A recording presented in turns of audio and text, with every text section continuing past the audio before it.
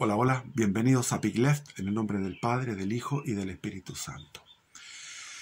Voy a hablar de la estética, de la belleza de las ideas y cómo seducen a los seres humanos. Son seducidos por la belleza de las ideas, la belleza del pensar, del pensamiento, de las teorías, en contraposición versus lo que es la comillas fealdad de la historia sagrada y de lo que es los dogmas de la iglesia, que parecen, de repente lo dije, como un manual de mecánica, una cosa que no tiene mucha gracia. Entonces, como la verdad revelada parece extraña, parece fea con respecto a las producciones del intelecto humano. De ahí está, por ejemplo, el tema de los físicos, que tiene la teoría de los físicos tiene que tener elegancia, matemática, coherencia, etc.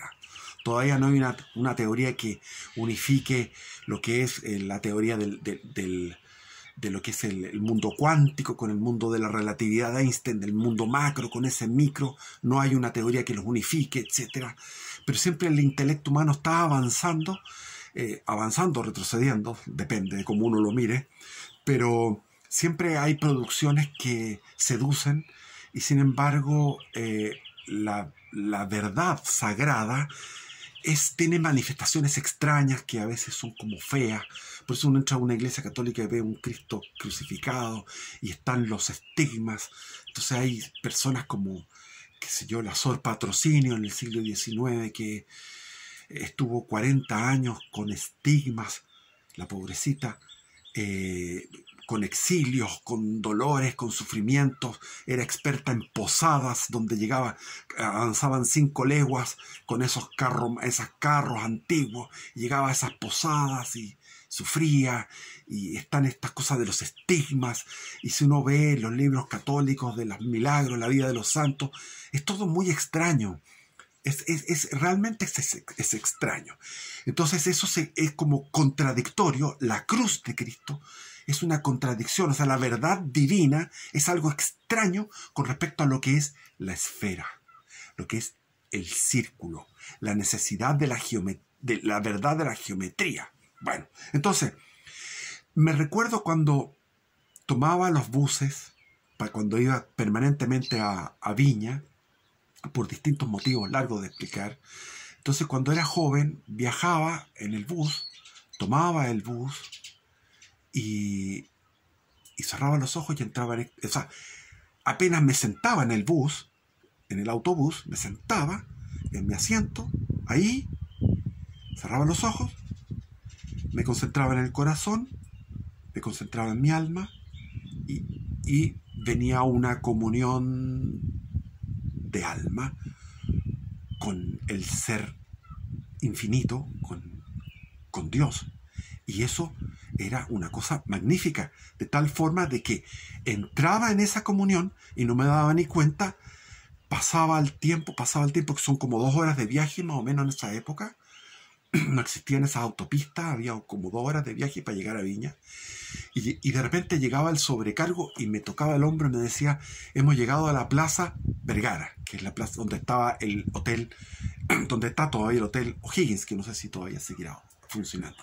Y ahí me bajaba en esa plaza, me preguntaba si ya equipaje, realmente andaba con un equipaje liviano, y pensaba, yo decía, impresionante cómo se me hizo de corto el viaje, que no me di ni cuenta, y cómo veo Viña y lo veo todo precioso, porque estaba sumergido en ese contacto con la gracia santificante, en esa comunión con el Espíritu Santo. Bueno, eso fue cuando era teenagers, es decir, cuando tenía 14, 15, 16, 17, 18, por ahí. Pero después, cuando tenía los 20, cuando ya estaba en los 20 años, o 19 por ahí, ya empecé a tener otro tipo de éxtasis, que era el éxtasis estético. Es decir, añorando esa comunión, esa paz, esa alegría, ese amor, esa armonía que sentía, lo encontraba en textos. Entonces iba leyendo, por ejemplo, El mundo como voluntad y representación de Arthur Schopenhauer, y entraba en un éxtasis de lectura y de repente no me daba ni cuenta, llegaba el sobrecargo, me tocaba el hombro, me decía, estamos llegando, estamos aquí, ¿se baja? Sí, me bajo. Se me hacía corto leyendo a Schopenhauer, El mundo como voluntad y representación, o leyendo a Nietzsche, o leyendo a Spinoza, La ética de Spinoza, etc. Entonces me busqué por nostalgia hacia mi vida mística de teenagers, busqué los 20, busqué el estar en la estética, en la música clásica. Y de ahí quiero hacer un programa sobre música, porque hay mucho que entregar sobre datos. Eso quiero hacer un video de datos sobre los mejores temas musicales que puedan haber. Entonces, me hizo reflexionar y me quiero hablar sin prisa, sin pausa. Si sale otro video lo hacemos inmediatamente. Sigo conversando aquí sobre la historia de la filosofía. Es un género de la historia que me encanta, me fascina. Yo he leído, no sé si unos 10 libros de historia de la filosofía, que es un género muy... a mí me gusta la historia militar, la historia del arte, etc. Entonces, todo lo que es el tema de la historia de la filosofía es muy importante, cómo va desarrollándose el pensamiento. Y todos te tiran primero al primero, que fue Tales de Mileto. Tales de Mileto está ubicado en lo que es ahora Turquía. Lamentablemente Turquía ha sido una maldición para la historia. El Imperio Otomano, el Imperio Turco, es un imperio brutal, horrible, que domina en esa tierra, que fue tierra bendita en su época, fue del Imperio Bizantino, de lo que fue la primera, Constantinopla, cuando se dividió el imperio con Teodosio. Tenemos el Imperio de Oriente, que duró 1000 años hasta que cayó en manos de los turcos. Todo lo que es Turquía tiene el nombre de una zona, una región, se llamaba Asia, y de ahí viene el nombre para todo lo que es Asia. Asia, Jonia, los jónicos, el lugar de Jonia. Entonces había distintas ciudades que estaban en el mar Egeo, que daban hacia Grecia, lo que es actualmente Grecia, toda esa zona. Habían distintas ciudades, y ahí donde floreció el pensamiento crítico. Es decir, fueron personas que eran muy valientes, porque eran ateos en el sentido de que no creían en lo que todo el mundo creía, que eran en los dioses. Entonces todos creían que bueno, si soplaba el viento y había una tempestad, era porque el dios Éolo o el dios Neptuno estaba haciendo provocando esos fenómenos de la naturaleza. Si el sol salía y se ponía todos los días con regularidad, y las estrellas y la maldición en la vida cotidiana se producía por el juego de los dioses. Entonces todo esto de la mitología y del politeísmo exquisito que tenían los griegos, que después lo heredaron los romanos, cambiándole el nombre hacia el latín, pero los romanos quedaron con la misma politeísmo, la misma mitología. Entonces fueron personajes notables, como por ejemplo Tales de Mileto el primero, que está en el siglo VII antes de Cristo, donde Tales de Mileto dice, no, esto trata de buscar un arjé. El arjé es algo que después está la palabra lo que sustenta. De ahí viene la palabra sustancia. Algo que está debajo de los fenómenos que sustente. O sea, busca un principio ordenador y sustentador de la realidad. Entonces, esa búsqueda comienza con Tales de Mileto, que dice que el principio es el agua, porque él empieza a ver que en los charcos se producen, van generándose vida, que uno con todo es agua. Entonces, de alguna manera, él llegó a esa conclusión. Después vino Anaxímenes, que dijo, no, tiene que ser algo más sutil, y pensó en el aire, que el aire era lo que sustentaba. Después vino Anaximandro y dijo, no, en realidad no es el aire, sino que es algo más, más sutil, y empieza a buscar un sustento más abstracto. Después viene Empédocles, Anaximandro, Anaxímenes. Ya se me olvida el detalle porque esto no lo preparo. No tengo tiempo para preparar estas clases en el detalle, pero ustedes si quieren pueden ir al Wikipedia, qué sé yo, e informarse más en detalle. Pero es así, Tales de Mileto, Anaxímenes, Anaximandro, y después comienza, por ejemplo, otra escuela, porque son escuelas que duran 200 años. La escuela pitagórica duró como 500 años. Entonces, cuando estaba ya Aristóteles, estaba la escuela pitagórica. Entonces, Pitágoras, por ejemplo, empieza a hablar de la armonía de los números. Los números tienen una armonía. Eso lo ve también en la música, con los laúdos, ¿cómo se llamaban? Las arpas. Se me olvidan los nombres. Las liras. Entonces, ellos, los poetas, no solamente eran poetas de la belleza de las palabras, sino que también tocaban unas cuerdas, y de ahí viene la palabra lo lírico. Los poetas se inspiraban. Entonces, los poetas son como los cantautores actuales. Me dirán que horrible, pero a mí me gustaba mucho, por ejemplo, como cantautora Silvio Rodríguez. Era tremendo, era un poetazo cuando era joven. Me gustó mucho él. Y hay otros cantautores en España, hay una brutalidad, que salieron muchos cantautores, me acuerdo en mi época. Entonces,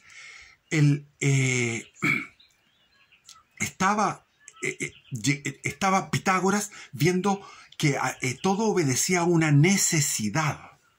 O sea, cuando él estudió la geometría, se dio cuenta de que cabían ciertos triángulos en un cuadrado, o en una circunferencia había un número que es ese número irracional, el número pi, que es 14, no sé cuánto, es impresionante, no termina nunca.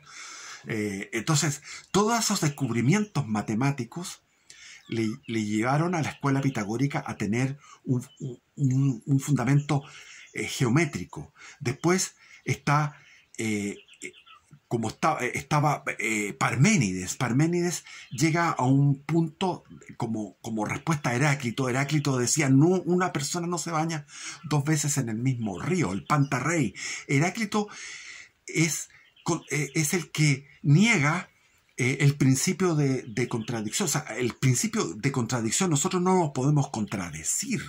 Es una línea roja que no podemos cruzar, porque ¿cómo puede ser que A no es A, que la verdad, o sea, que el ser no es, y el ser, o sea, que el no ser es y el ser no es? Eso es lo que decía Heráclito, en el sentido de que todo es devenir.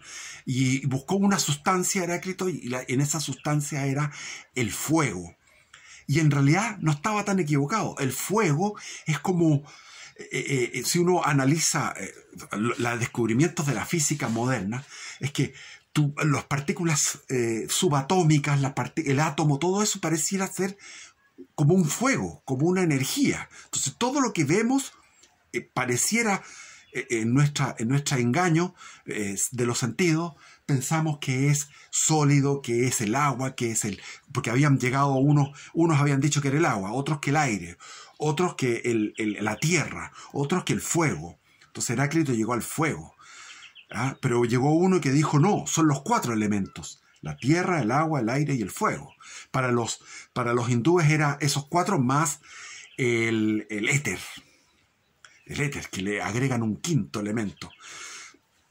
Hay otros que los chinos agregan a esos 4 elementos, le agregan la madera. Qué raros son los chinos, le agregan la madera como el 5.º elemento. Entonces fueron reuniéndose distintas opiniones, todas muy ingenuas, pero bellas, porque todos estos presocráticos, antes de Sócrates, antes de Platón y antes de Aristóteles, tiene todo esto como, es como una playa es una cosa preciosa como estrellas, y eran muchos. Nosotros conocemos algunos, pero son muchos, y no hay textos que se guarden, porque se perdieron textos. Solamente están los textos de Aristóteles donde él recopila estas opiniones. Entonces, tenemos, por ejemplo, Heráclito está estudiado por el mismo Marx. Marx estudia a Heráclito y a Epicuro para su tesis doctoral.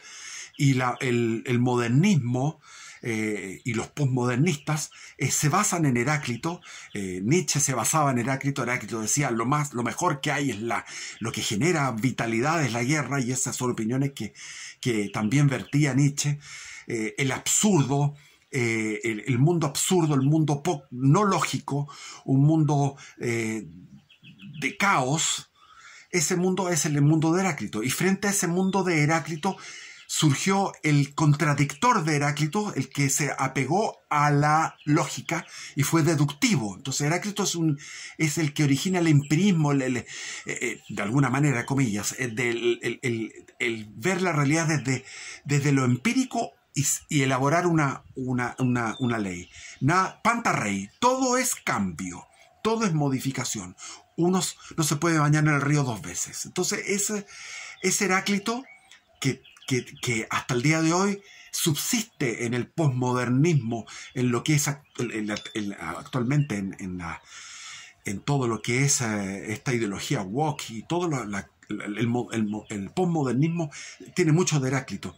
Entonces, ¿qué hace Parménides? Va a la lógica y elabora a través de la lógica, y es deductivo, y dice, el ser, Heráclito dice que el ser no es, porque cambia, muta. ¿Ah?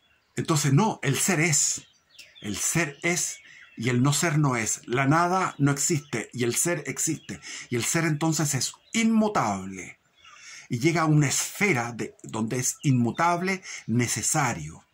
Entonces va en un camino hacia una metafísica, de la metafísica de las ideas, que son ideas inmóviles de alguna forma. Y Nietzsche criticaba eso, decía, lo que quiere el intelecto humano es llegar a esas ideas inmóviles. Y criticaba eso, que de los filósofos. Pero esa es la filosofía, son ideas inmóviles, porque la misma idea de Nietzsche es inmóvil. Entonces es una contradicción en sí misma. Siempre como los escépticos dicen, no, nosotros no podemos llegar a la verdad, pero tú estás diciendo una verdad. Cuando dices no podemos llegar a una verdad, es una contradicción. Tú estás diciendo una verdad. Entonces, Parménides y Heráclito y Parménides generan una polaridad, un extremo de dos opiniones que se van a ir resolviendo con Sócrates, Platón y finalmente con Aristóteles. Aristóteles es la cúlmine de todo este proceso de siglos. Estamos hablando 1600, o sea, del 600 al 500, al 400, al 300. Son 400 años de desarrollo del pensamiento para llegar a la cúspide que es Aristóteles. Porque Aristóteles soluciona el problema del devenir con el problema del ser, la sustancia. Entonces habla de la potencia, habla de las causas extrínsecas, de las causas intrínsecas. Y todo lo que es el aristotelismo, curiosamente, es una filosofía que no es difícil, es el sentido común llevado en su mayor profundidad, y sin embargo no es atractiva estéticamente. No es atractiva estéticamente, pero es notable. O sea, Aristóteles es el que llega, para mi gusto, a una verdad. Llega a una verdad. Llega a consolidar una evolución en el pensamiento. Y de ahí viene toda todos somos de alguna manera, algunos son platónicos y otros son aristotélicos. Entonces, Aristóteles me costó mucho estudiarlo, no me gustaba, por eso que no me recuerdo mucho de él, porque no me gustaba. Cuando a uno no te gusta un autor, Aristóteles, en la historia de la filosofía, que leía los libros de historia de filosofía y los textos mismos de Aristóteles, me resultaban pesados, porque no me gustaban. Así también Santo Tomás de Aquino, que rescató a Aristóteles y lo llevó a más allá, también me cuesta, y porque no me resulta atractivo para mi intelecto. Entonces mi intelecto era más platónico. Entonces ahí están los que son platónicos por esencia y los que son aristotélicos por esencia, como naturaleza, como temperamento. Así como los que son de izquierda y de derecha por temperamento. Yo soy de izquierda de temperamento. Mi temperamento es de izquierda, pero mi intelecto no. O sea, yo he evolucionado para ser de derecha, pero mi temperamento ha sido de izquierda, de joven, por algo que fui de izquierda. Entonces, son temperamentos. Entonces, de ahí viene después el surgimiento del cristianismo, y parece esto un caballo de Troya, o sea, un regalo, un presente griego, el regalo de los aqueos a los troyanos, ese caballo de Troya que llevaba adentro a esos soldados que bajaron en la noche, salieron del caballo, desde la guata del caballo, y fueron a abrir las puertas, las compuertas de la ciudad de Troya. De alguna manera la filosofía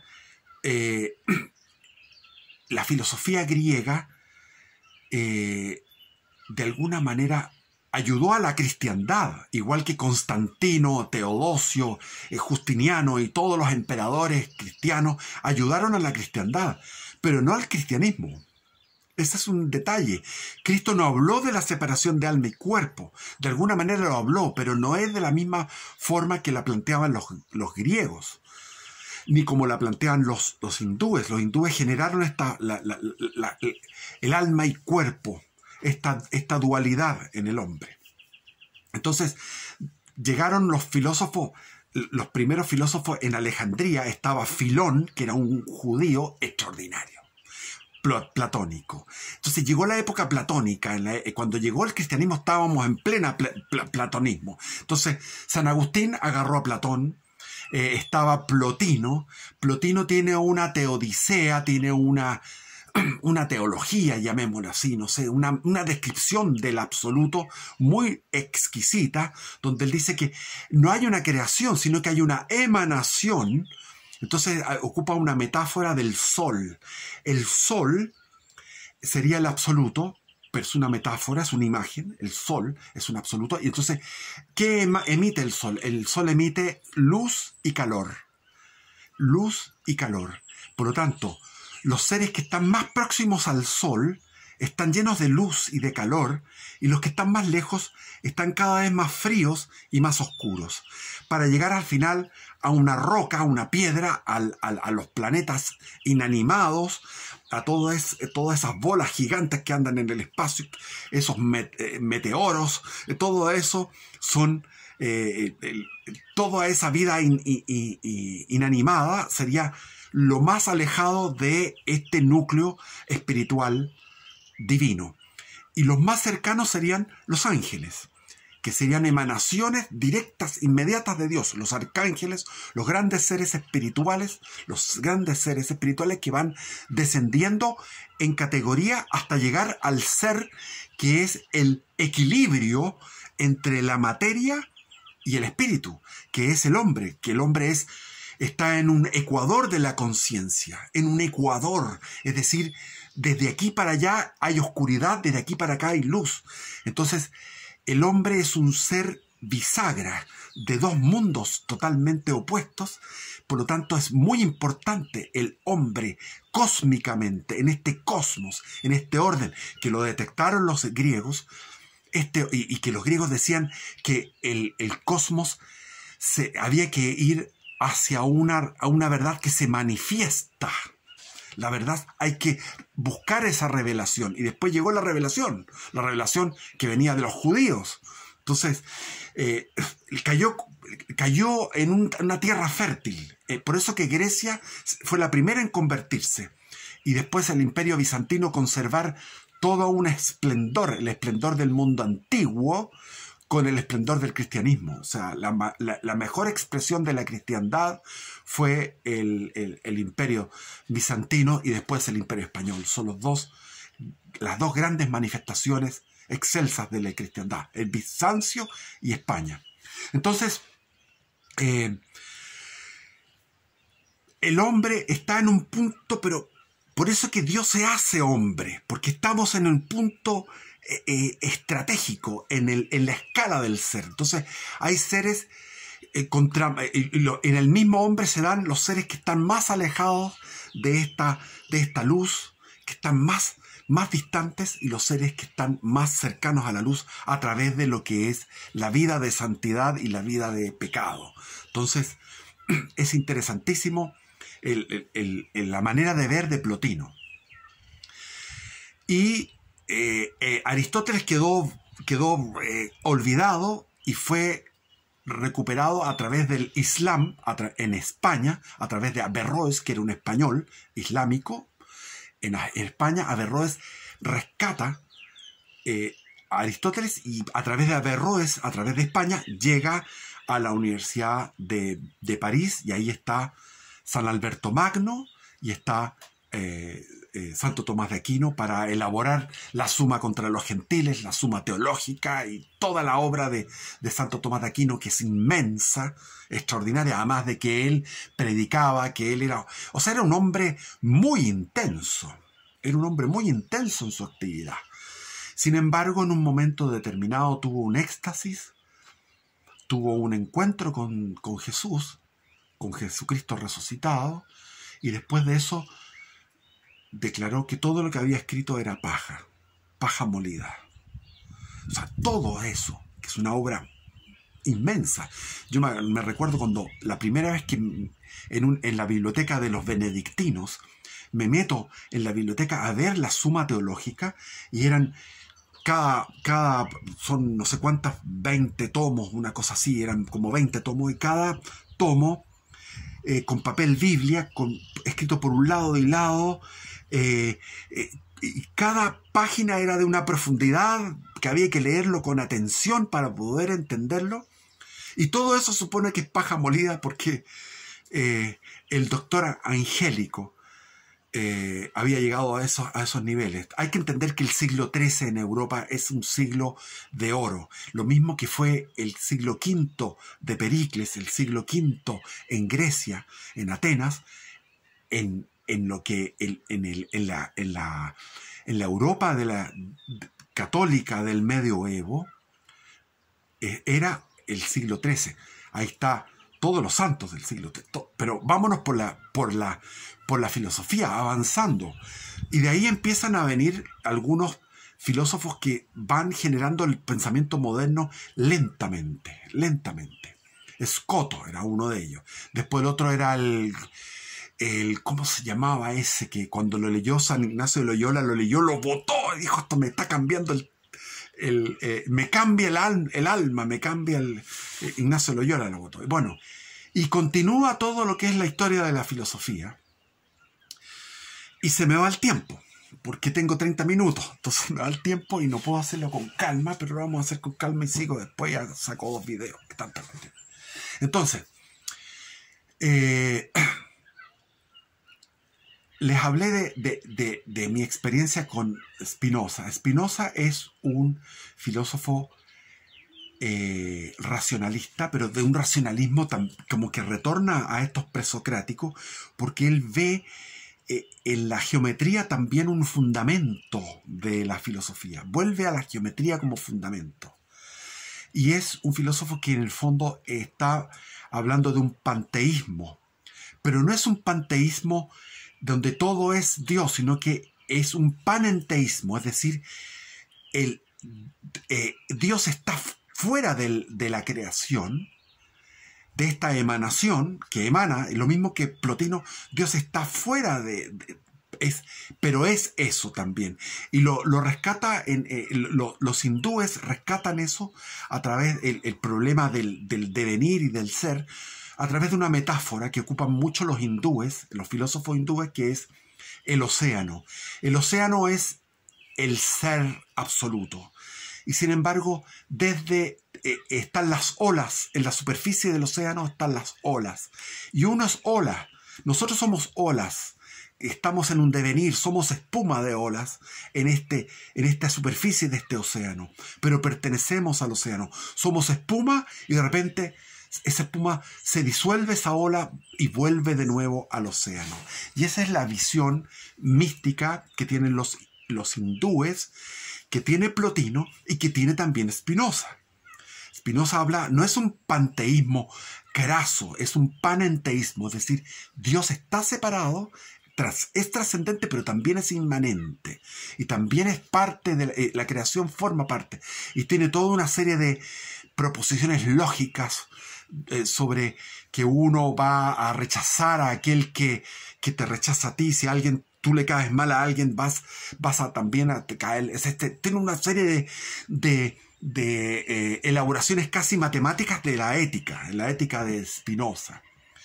Y estaba también en paralelo Leibniz. Y Leibniz habla de las mónadas. Y la mónada no es una partícula, el alma sería una mónada. Es como algo que está fuera del tiempo y del espacio. Pero sí, es largo de explicar.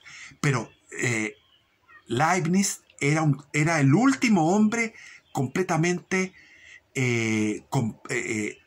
era un hombre que dominaba todos los saberes, era un super genio Leibniz, tanto que descubrió el cálculo infinitesimal en forma paralela y sincrónica con Newton. Entonces hay unos seres poderosos como genios en el siglo XVII, y ahí está Leibniz como número uno. El tipo fue... Todo lo que se puedan imaginar, era diplomático, era político, era jurista, era científico, era filósofo, y elaboró muchísimas ideas nuevas en filosofía. Él era muy creativo filosóficamente.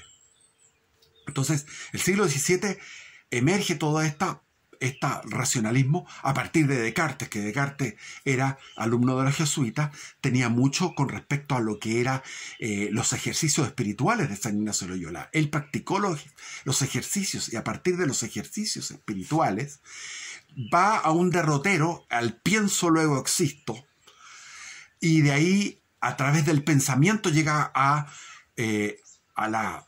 una prueba de la existencia de Dios novedosa, que es desde el pensamiento buscar un ser subsistente. O sea,